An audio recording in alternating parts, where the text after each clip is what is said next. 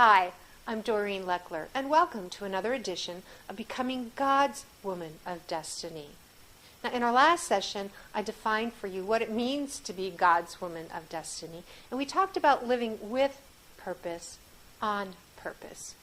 Well, today, and moving forward, what I'd like to do now is to show you, as we begin to move and journey down that path of our God-given destiny, what happens to us as we encounter new information, new opportunities, new challenges or goals, threats or roadblocks? What happens when we try to grow and make change?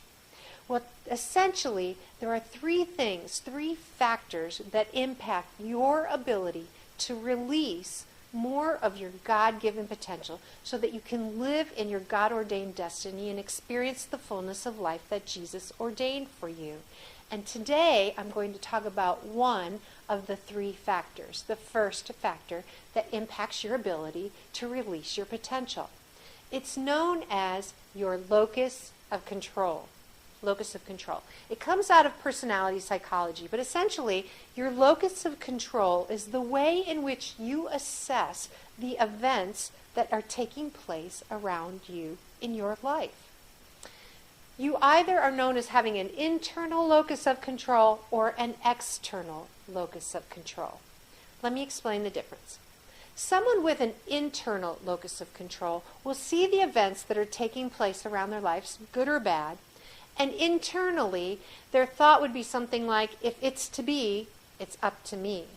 Now that's not to misplace the sovereignty of God, but it's someone who would take accountability and responsibility for their own life and their own actions and what they do and what they don't do and their emotions and so on. They would be the kind of person who might say something like, I can do all things through Christ who strengthens me. That's an internal locus of control.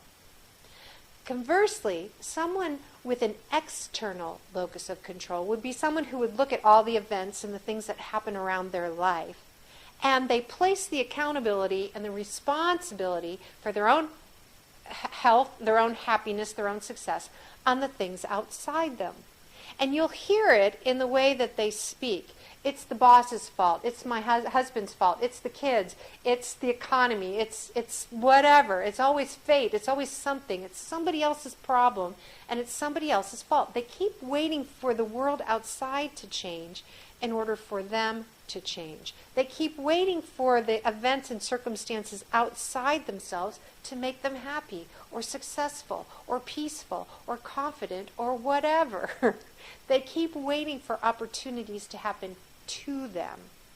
That's your locus of control. Oftentimes, people with an external locus of control, they're fault finders instead of solution seekers. They tend to be passive aggressive. They wait for people to give them opportunities rather than taking responsibility. And you'll see that a lot inside organizations, but also inside families.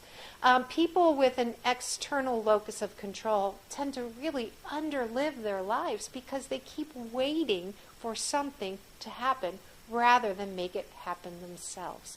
You'll hear it in the way that they talk. You'll see it in their actions. Now, interesting point I want to leave you with. I have seen very high-performing, peak-performing individuals who are excellent. You would think, looking at them, that they have a strong internal locus of control just by the way that they act. And then something happens in their life, like a diagnosis of disease. And all of a sudden, they give up the accountability and responsibility to the experts. So we have to be careful because there are some times that life can hit us very hard and we feel like we're reeling and we give up our locus of control in that particular situation. I do that, I've seen that a lot with people who've been diagnosed with serious diseases. And in fact, when I was diagnosed with incurable stage 4 breast cancer with metastases to the bone, and a very prominent cancer institution told me I would have 1 year before I would have cancer spreading throughout my body, I had to be very conscious, very deliberate, with intent to take every thought captive and to say, no, that's their opinion. And I will talk a lot more about this as we move further on into this column because it's essential. It's essential to how you live your life. But it's really important that the accountability and the responsibility for your life remains with you. It's never outside of you, not even when the experts want to hand you your future. So locus of control, is it inside of you or outside of you that will make the difference? Think about it this week. Listen to how you speak about the situations around your life. Think about it as you think about the course of your life. Have you taken accountability and responsibility for the things that happen in your life, or are you passing the buck, passing the blame on others? It makes a difference on your ability to unleash your potential and live in the fullness of life that Jesus ordained for you. See you soon.